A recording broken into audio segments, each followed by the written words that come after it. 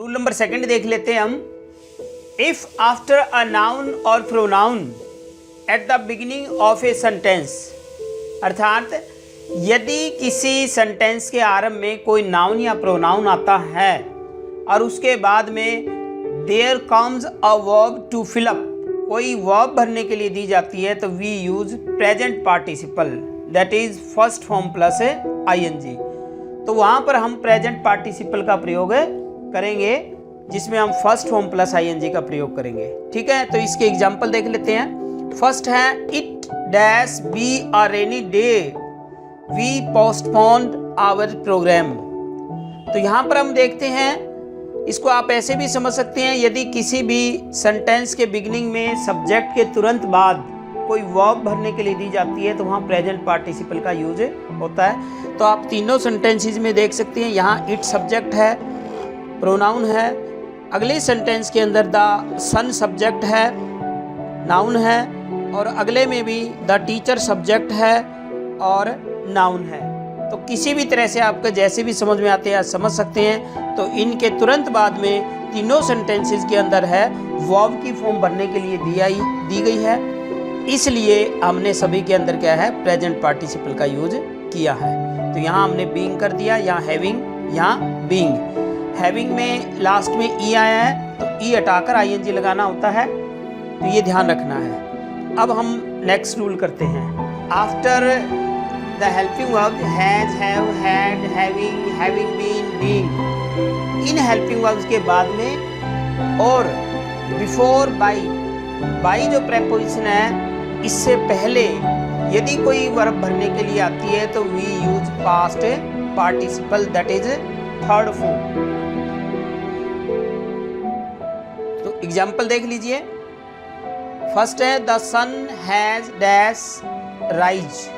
तो इसके अंदर आपकी हेल्पिंग वर्ब हैज आई है, तो इसके बाद में हम थर्ड फॉर्म का यूज करेंगे राइजन। तो यहां हो जाएगा आपका राइजन। इसी तरह से नेक्स्ट में देखिए, having dash see the owner of the house the thief ran away. तो यहां पर भी देखते हैं हैविंग के बाद में आए तो सी की थर्ड फॉर्म सीन कर देंगे हम। इसी तरह से नेक्स्ट में dash accompany by guards the king enter the hall. यहाँ पर हम देखते हैं कि बाई आपकी प्रेपोजिशन है, प्रेपोजिशन से पहले फिलअप करने के लिए आया है, तो यहाँ भी हम पास्ट पार्टिसिपल का यूज करेंगे।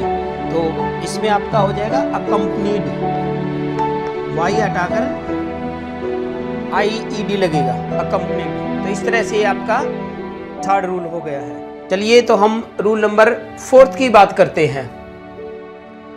If at the beginning of a sentence there comes a verb after articles a and the, कि यदि किसी सेंटेंस के बिगिनिंग में आर्टिकल्स a and the के बाद में कोई वर्ब की फॉर्म भरने के लिए दी जाती है, we use either present participle that is first form plus ing और past participle that is third form।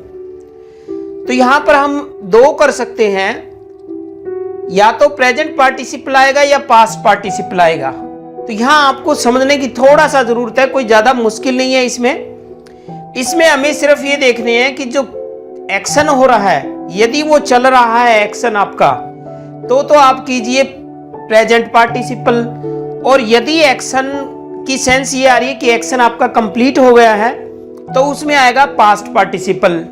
तो ये सेंटेंसेस हम जब करेंगे तो उसमें आपको क्लियर हो जाएगी ये पिक्चर भी। तो चलिए देखते हैं हम फर्स्ट सेंटेंस देखते हैं। अ defeat army can't be inspired.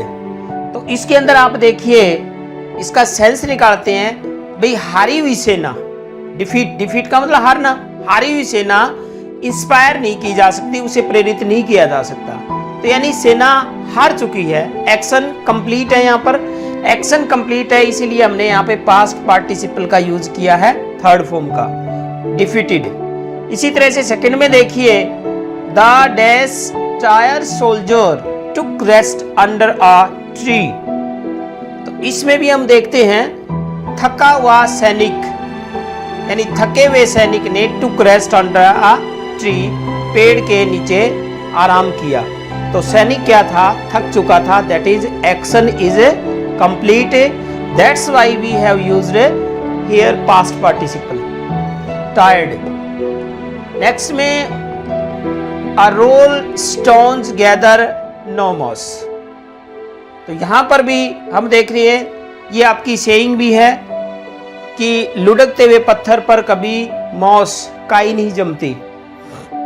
तो इसमें लुढ़कते हुए पत्थर पर, तो यहाँ पे रोलिंग स्टोन, लुढ़कते हुए पत्थर पर, यानी एक्शन क्या है, गोइंग ऑन हो रहा है, आपका एक्शन चल रहा है, इसलिए यहाँ पर हमने क्या है रोलिंग, सॉरी रोलिंग आएगा यहाँ पर, a rolling stone gathers no moss.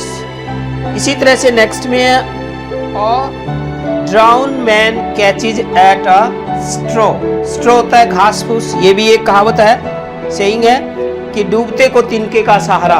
यदि व्यक्ति डूब रहा है तो उसे जो कुछ भी मिलेगा, छोटा सा तिनका मिलेगा, तो उसको भी सहारा बनाने की वो कोशिश करता है।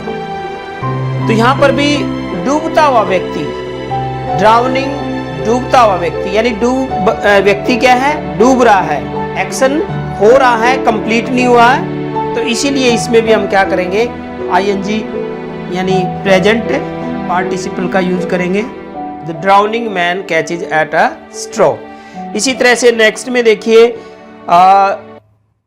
The rise sun is a good omen. Omen का मतलब सुकून होना, अच्छा होना, एक अच्छा सुकून माना जाता है। राइजिंग, अब ये भी बोलते हैं कि राइज, उभरते हुए सूर्य को, यानी चढ़ते हुए सूर्य को। अब सूर्य क्या है, चढ़ रहा है, यानी एक्शन क्या है, गोइंग ऑन है। तो इसलिए क्या है, इसमें भी हमारा क्या बनता है, प्रेजेंट पार्टिसिपल। हाँ, इसमें ये आपको ध्यान रखना पड़ेगा, यदि आपको सेंटेंस का भाव नहीं आएगा तो आपके लिए थोड़ी मुश्किल हो जाएगी इसको, इस नियम को करने में। लेकिन आप फिर भी थोड़ा अंदाजा लगाओ, तो कम से कम आपको इतना पता होना चाहिए कि आर्टिकल के बाद में जब भी आपके नॉन फाइनाइट्स भरने के लिए दी जाते हैं, तो या तो यहाँ पे पास्ट पार्टिसिपल आएगा या फिर प्रेजेंट पार्टिसिपल जाएगा। तो ये जो आपको 4 नियम हमने बताए हैं, 4 रूल जो बताए हैं, ये किसी भी तरह का, चाहे एग्जाम क्यों ना हो, चाहे आपका बैंकिंग का हो, चाहे एसएससी का हो, चाहे आपका यूपीएससी का हो, किसी भी तरह का एग्जाम है, ये चारों की चारों रूल जो हैं आपके, ये इसको कवर कर लेते हैं। तो चलिए, इसी के साथ है आज का हमारा जो पार्टिसिपल का जो पार्ट है वो कंप्लीट होता है। आशा करते हैं कि आपको समझ में आ गया होगा। Thank you, have a nice day.